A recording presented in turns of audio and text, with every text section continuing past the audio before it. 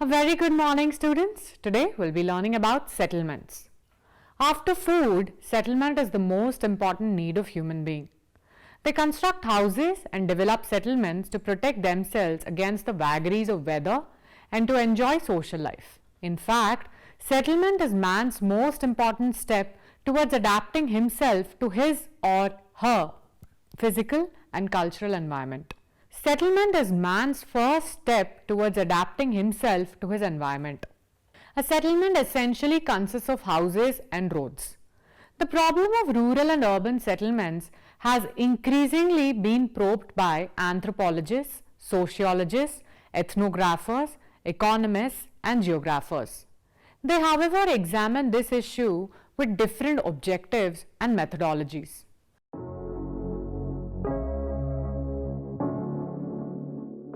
Objectives. In today's class, we will learn about the origin of settlements, site and situation, a brief study of settlements in India, physiographic divisions and rural settlements, salient features of Indian villages, environmental degradation and rural settlements, town planning, principles of urban planning, and the national urbanization policy.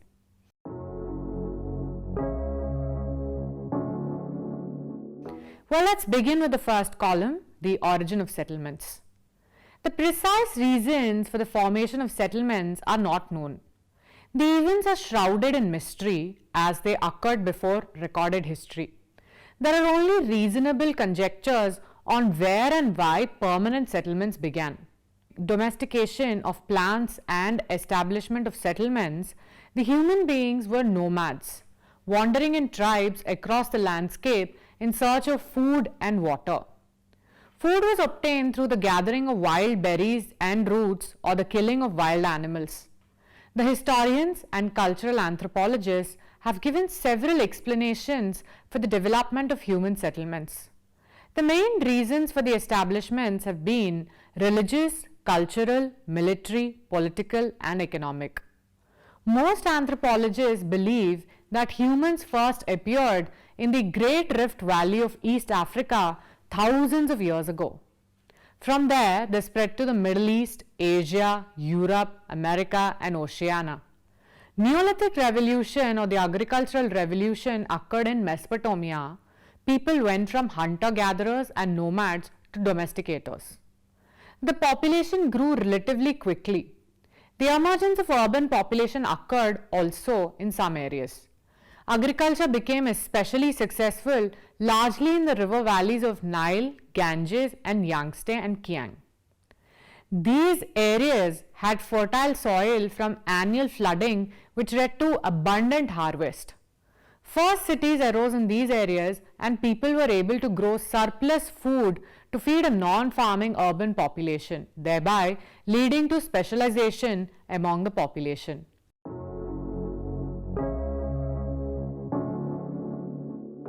Now let's move on to the next column, site and situation. Site. The site of a settlement describes the physical nature of where it is located. Factors such as water supply, building materials, quality of soil, climate, shelter, and defense were all considered when settlements were first established. For instance, the site of Sydney in Australia initially took advantage of excellent natural harbour and surrounding fertile farmland. Aspect and shelter are two of the most important factors that were considered when deciding where to locate a settlement. Aspect relates to the direction in which the land faces. In the northern hemisphere, the best slopes to locate on are those that face south, as they will receive the most sunshine and therefore be the best for agriculture. This can be clearly seen in many of the valleys of Alps where settlements have located on the south-facing slopes. Shelter is also very important, particularly from the cold northerly winds and prevailing southwesterly winds in the United Kingdom. Water supply. Water supply is probably the single most important factor in deciding where a settlement might be located. Not only do rivers provide a source of clean drinking water, they also provide a food source through fishing and a transport route. Dry point sites. A dry point site is one that is slightly raised from the surrounding area, meaning that it is less likely to flood. Ely in Cambridgeshire, England is a good example of dry point site. Wet point sites. Wet point site refers to any site that has access to water, usually through being beside a river.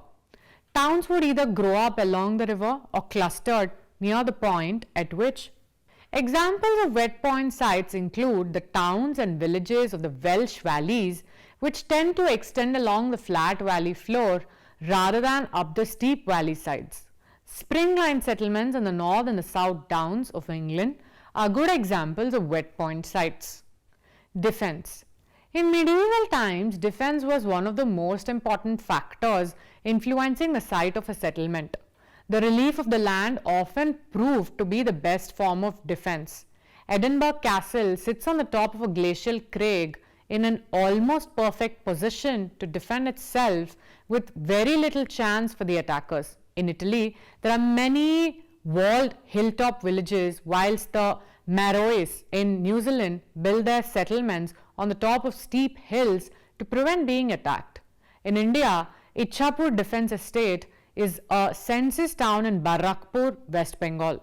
This provided both cities with excellent defense as they only had a thin neck of land to defend. Resources. The idea of resources covers a huge number of different things. For early settlers, the most important resources were fuel, building materials, and food. Settlements grew in areas where wood was plentiful, stone easily accessible, and good soil allowed agriculture to be developed. Mining. The coal mines of South Wales, tin mines of Cornwall, and a large mining projects at Carajás in northern Brazil have all encouraged the rapid growth of settlements aimed at housing the workers and providing them with all that they require. Precious metals. Settlements in South Africa have grown after the discovery of large deposits of precious metals such as gold. The most famous settlement grew due to the finding gold is San Francisco after the gold rush to California in 1849. Route centers. Route centers are often called nodal points. Nodal points are formed by the meeting of two valleys, but settlement nowadays will grow where two main roads meet. In the United Kingdom, York is a good example of route center. Bridging points. Just as water is very important for drinking, fishing, irrigation and navigation, so the ability to cross the rivers is also very important. Many towns and cities have built up at points where it was the easiest to cross a large river. Exeter is one such example, crossing the river Exe in England. However, one of the best examples is Paris in France. The original town was based on the tiny L'Île de la Cité, which is an island in the middle of the river Seine. This island meant they could build two small bridges across the river rather than one large one. The confluence of two rivers. Just as two valleys or roads make a nodal point for settlement, growth, so do two rivers joining. One such example is found in Khartoum in Sudan, where the blue and the white Nile meet. In India, Allahabad or Prayagraj is located at the confluence of river Ganga and Yamuna. Bhavani in Tamil Nadu is at the confluence of river Kaveri and river Bhavani. Situation. Now let's move to the next factor. The situation of a settlement is the description of the settlement in relation to other settlements and physical features around it. The situation of a settlement is the most important in determining whether it grows to become a large city or stays as a small town or village. In the United Kingdom, Birmingham is an example of a city with an excellent situation. It is located central to the country with excellent links by road to the north and south to London. As cities begin to fulfill different functions, their importance can increase or decrease.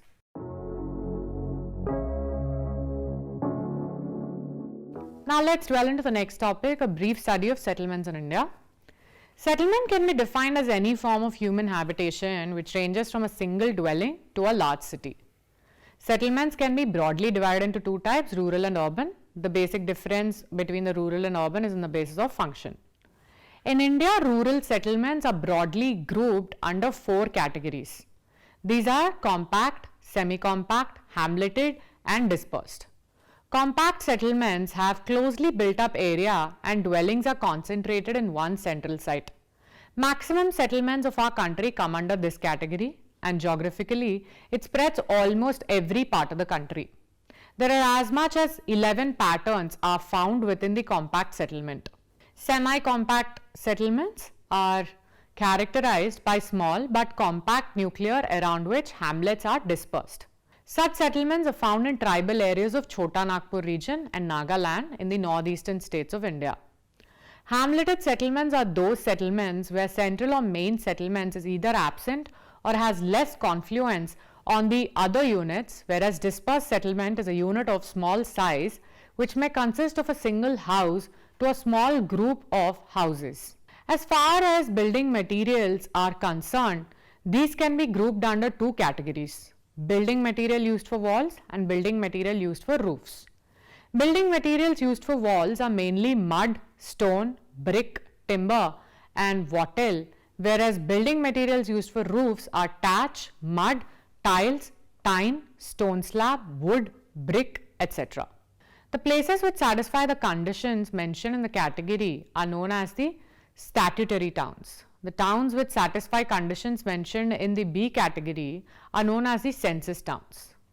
Like rural settlements, urban settlements are classified on various bases. However, classification based on size and function are most common. On the basis of the population size, all urban settlements can be town, city, metropolitan city and megacity. On the basis of functions, cities can be grouped as administrative, industrial, transportation, commercial, mining, cantonment, educational, religious, tourist, etc.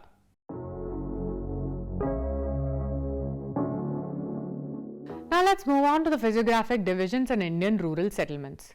Predominantly, India is divided into 6 physiographic divisions, namely the Himalayan region, the Great Plains of India, the Indian desert, peninsular India and the coastal plains, and the Indian islands. In the hilly and the mountainous areas like Himalaya and the northeastern hills, the roof is slanting so that the water of heavy rains and snowfall may slip downward without damaging the house. The northern plains have 3 distinctive seasons: summer, Barsat, which is the rainy season, and winter. According to the seasons, there is an elaborate courtyard in the houses of northern India. There is a veranda for the rainy season and a cozy room for the winter season. In the desert areas, the houses are made up of mud and stones with thick walls. This retains the heat during the daytime and keeps the inside of the houses cool. These houses are such that the heat is reflected in summers and keep the cold outside during the winters. In the peninsular region, the houses usually have 2 huts, placed generally at right angles and enclosed by a fenced rectangular courtyard. In Kerala, Tamil Nadu, Karnataka, Andhra Pradesh and Odisha, a typical house consists of 2 huts facing each other and the courtyard encloses them on 2 sides.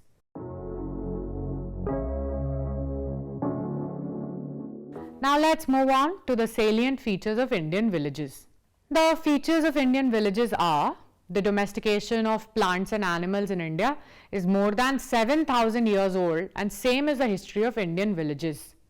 The Indian villages are considered as the basis of Indian culture. The building materials include mud, unbaked and baked bricks, stone pieces, thatch, wood and grasses. Villages are generally surrounded by groves of trees and orchards. Coastal villages usually have trees of coconut palm, areca nut and banana. Ponds, temples, mosques, well, chaupalas, graveyards and cremation grounds are public places shared by the entire community of the village. Village settlements are joined with each other with unmetalled or metalled roads. Mutual cooperation and reciprocal aid system are the cornerstone of the Indian rural life.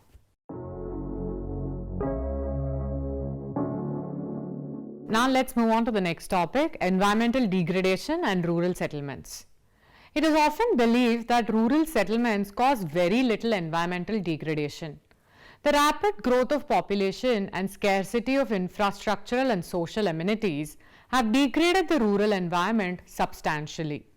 Apart from water supply and sanitations, some of the important problems of rural India are lack of running water supply and sanitation using sewers, protection and maintenance of open areas, restoration of degraded land, forests and groves management, silting of ponds and water bodies, sustainable approach to controlling floods, irrigation related problems like seepage, salinity and waterlogging, soil erosion and soil degradation, pollution of surface and underground water, pollution of the underground water due to heavy application of chemical fertilizers, insecticides and pesticides. Problems of spillovers from the urban industrial areas, air pollution from the paddy fields due to release of methane, burning of traditional fuel for cooking and heating leads to indoor and outdoor air pollution. Depletion of common property land, over exploitation of available resources.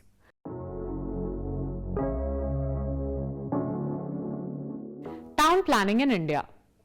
Cities and towns are important creations of man on the earth's surface. In fact, cities are human agglomerations showing a lot of economic, social and cultural diversities.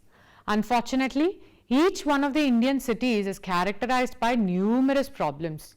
These problems can be solved only through proper urban planning, make the cities livable, clean, safe, healthy, not only for the present but also for the future generations. Good cities are livable places where growing old can be pleasurable experience and where children can live and learn. Good cities incorporate nature in simple and complex form. This contributes to balanced urban climates, wildlife and habitat. Nature in cities can contribute to good production, the recycling of organic waste, education and recreation. In good cities, a lot of activities are going on. There is continuous and multiple use of space. Good cities are safe, pedestrians and cyclists are given priority. Women, children, senior citizens and handicapped people can get around easily. Good cities are clean and healthy. They have good air and water and healthy buildings in which it is good to stay. Good cities have great experimental activities, movements and flows are visible. This enhances emotional, behavioral and cognitive growth of the cities and facilitates their engagement with urban life and the environment.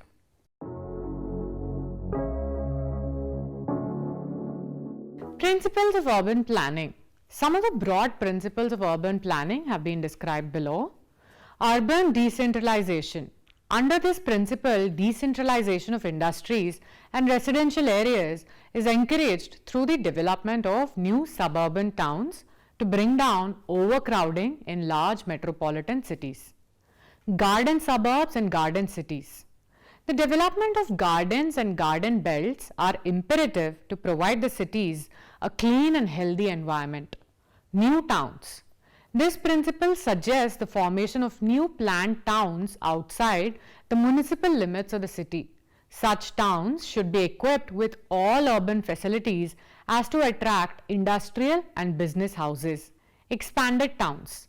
These towns attract workers, artisans, businessmen and industrialists from the neighboring cities and hence play a significant role in easing out the burden of the population. Urban renewal.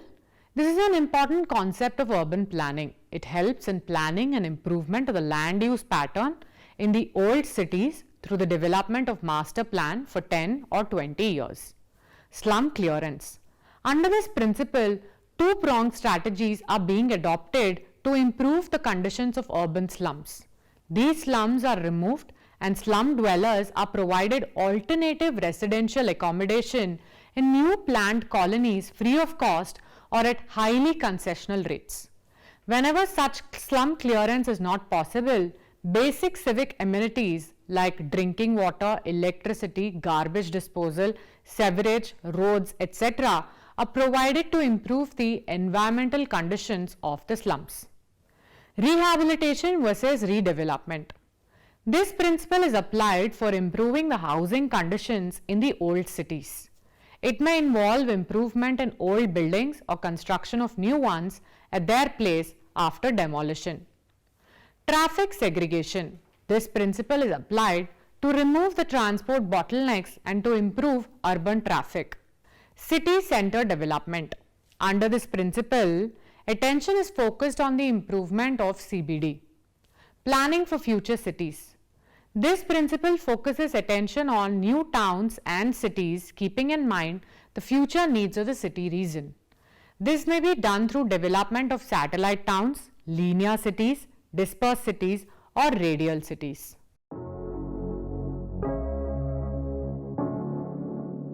Now let's move on to the next topic, national urbanization policy. The main objective of the urbanization policy of Government of India is to develop an urban-rural continuum, replacing the existing urban-rural dichotomy. The national urbanization policy gives first priority to urban housing, in which both public and private sectors have been invited to contribute. Here, public sector responsibilities have been limited with the improvement of slums and providing cheaper housing to weaker sections of urban society. Recently, a major change in the national urbanization policy has been observed towards the slums. The policy puts greater emphasis on the improvement of slums rather than on demolition or removal.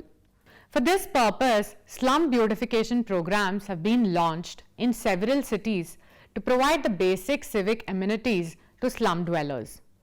Under the Urban Land Ceiling Act of 1976, the state governments have been authorized to fix maximum ceiling for urban land. The urbanization policy makes it obligatory even for small and medium intermediate towns to prepare their master plan.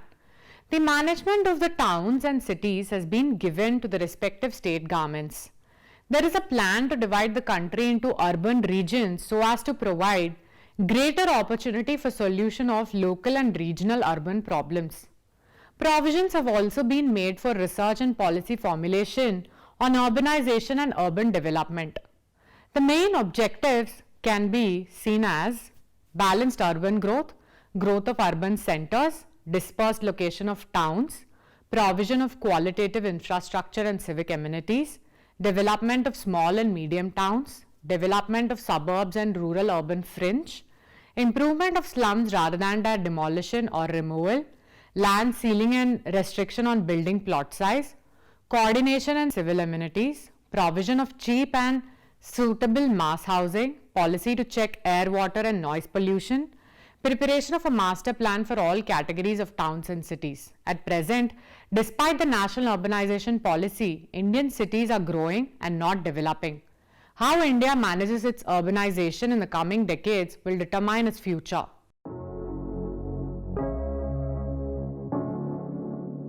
Human settlement means cluster of dwellings of any type or size where human beings live. For this purpose, people may erect houses and other structures and command some area or territory as their economic support base. Grouping of people and a proportioning of territory as their resource base. Settlements vary in size and type. They range from a hamlet to metropolitan cities. With size, the economic character and social structure of settlements changes, and so do its ecology and technology. Settlements could be small and sparsely spaced. They may also be large and closely spaced. The sparsely located small settlements are called villages, specializing in agriculture or other primary activities.